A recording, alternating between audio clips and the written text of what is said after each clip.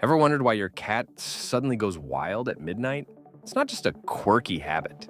Cats are crepuscular, meaning they're most active during dawn and dusk. But here's the twist. In the wild, these hours are prime hunting times. So, when your feline friends start zooming around the house at night, they're channeling their inner predator, practicing their hunting skills. This behavior is a throwback to their wild ancestors, making your living room their personal savanna. Next time your cat goes on a midnight spree, remember, they're just being a little lion. Like, comment, and subscribe for more fun facts.